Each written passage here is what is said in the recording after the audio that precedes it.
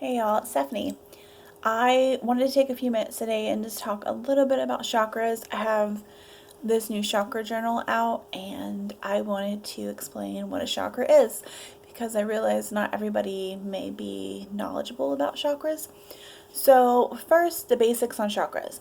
Your chakras are different energy centers in your body. So, everybody has them, and each one of these energy centers is going to activate a different part of your body physically, emotionally, energetically, and spiritually. So, there's 7 main chakras in the body, and then you have some supplemental or accessory chakras, as you would call them. But for the purpose of what I'm going to be talking about today, it's just the 7 main chakras. So if you think of your body as an energetic system, and we start down at the very bottom. So you have your base chakra, which is your root chakra, and this is located at the very bottom of your spine. So it actually sits in between your genital area. So this is your root chakra. The color is red, and this chakra is going to make us grounded, help us feel secure. It's also the first chakra that forms in utero. So it usually starts forming around age 6 months and it continues up until about a year, year and a half. So with this chakra, it's going to put energy in your legs, your lower organs, so like your sexual organs, it affects that. It's also going to have a lot to do with your ability to feel security and safe. So when we look at chakras, there's a lot of different facets that we look at. So if you look at it from a Western perspective, they're very, very closely tied to the developmental stages that we see in psychology. So if you bring that back around to the Eastern side, we start to look at when does the chakra form, and then when it doesn't form properly or it has damage to it, then we can start looking at what types of things we're going to see. So we'll see things physically in the body. So for example, going back to your root chakra, if the root chakra doesn't form properly, say maybe your mother had a traumatic pregnancy, or maybe you were separated from your mother at birth, or your mom wasn't able to breastfeed and you had to go directly into childcare. These can be issues that have a bearing on the development of that root chakra, because the root chakra is all about our ability to make roots and to feel safe and secure in this world. So any damage to that area is going to stay with you through your adulthood until you repair that area. So we also see things like anxiety, depression. It can give you issues with connecting with people. So if anything happens early on in life to that chakra and it doesn't get to develop properly, or it's damaged, then that just compounds throughout your life. And then what happens is it also leaks over into the corresponding chakras. So these energy centers are what help make up our our energetic body. So any kind of disruption in this has a domino effect. So if something happens to the root, then it's going to affect the next chakra, the next chakra, and the next chakra. So if you're moving up through these chakras, once we move from the root, which is red, we move into the sacral chakra, which is located in the sacrum and also in your sexual organs.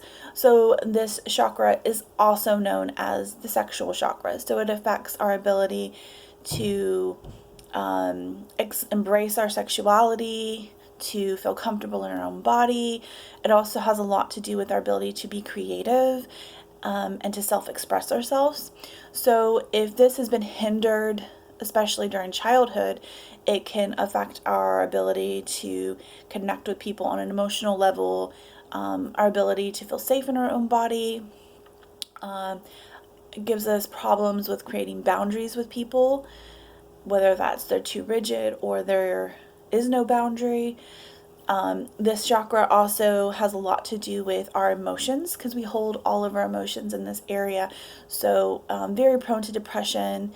As far as physical symptoms, you'll see a lot of times with the closed chakra in this area, or damaged endometriosis, irregular periods, high miscarriages, any other type of thing you can think of that has to do with the reproductive system. You'll see a lot of times there's some sort of damage to that sacral chakra.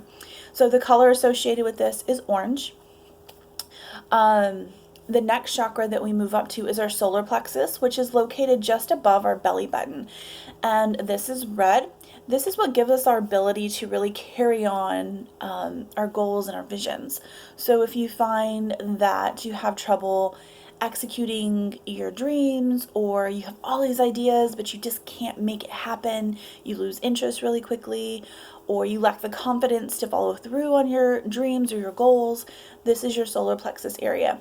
If we look at this from a developmental stage, this usually starts forming around ages 3. So a lot of times you'll see in children around this age, they're really excited, they have a lot of ideas, and then somewhere along the road, usually around school age, these things start getting kind of crushed and the world starts saying, no, don't trust yourself. No, it's not okay to follow your dreams. Those are just kid dreams. So that's a lot of times when we start to see this chakra become closed. And then moving up, we have our heart chakra, which is in our chest, and this is green. This gives us the ability to love and to receive love. A lot of times we start seeing this damaged when, once again, in school age, adolescence, when we start interacting with other people outside of our family, and even sadly sometimes within our family, we can see this chakra become damaged. And then we move up to our throat chakra, which is in our throat. This gives us the ability to speak and to be heard. This chakra is blue. When we have problems with this chakra, a lot of times we'll see that in the form of neck pain, thyroid issues, laryngitis, chronic sore throats.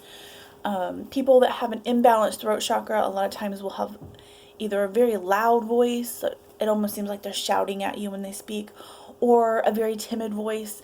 They seem very scared and timid. So these are signs of a closed throat chakra.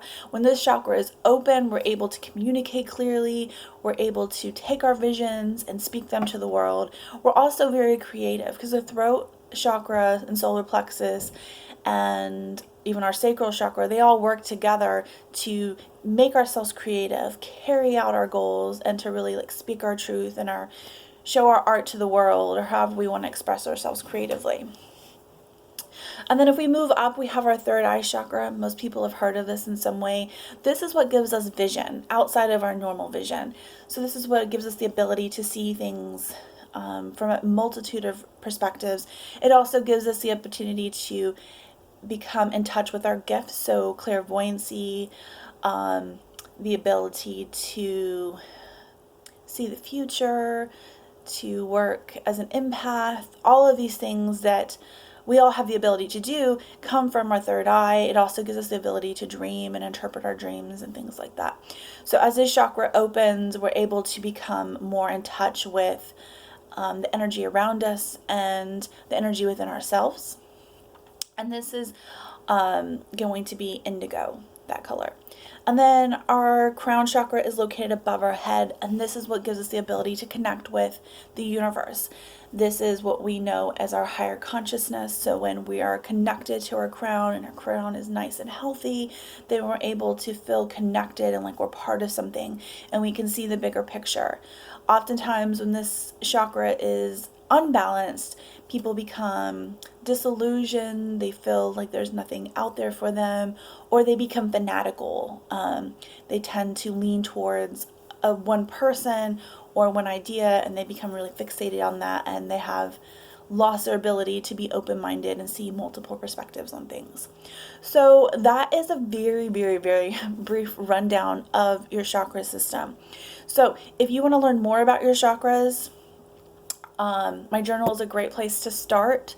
It is going to walk you through every chakra. It's going to give you a little synapse of it, and then it's going to give you a meditation. So the best way to start working with your chakras, opening them, balancing them, is through meditation. And then once you start getting in a habit of meditating and really focusing on bringing energy to those areas, I have exercises each week. So for example, if you're working on your root chakra, we're going to do things to bring energy up to that area. We're going to start exploring what areas maybe you have imbalances with. So we'll do some journal assignments on exploring your boundaries. And then as we go through each chakra, we're going to do the same thing. There's assignments on how to explore your creativity, to go back to your childhood and think about what you wanted to be as a child. What were your dreams? Because a lot of times we lose that as adults. So each week in the journal is going to be a new activity, and there's going to be a new journal assignment. So there's two activities, something you're going to do and something you're going to write about.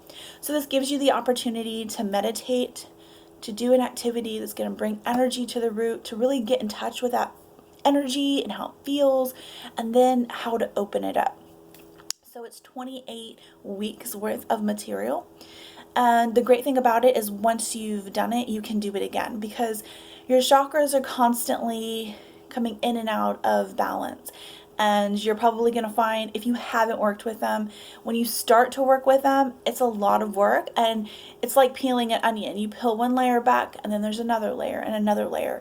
And in my opinion, that's what healing is. It's this long journey where we're just constantly discovering ourselves and learning how to heal ourselves so that we can in turn take that knowledge and make the world a better place.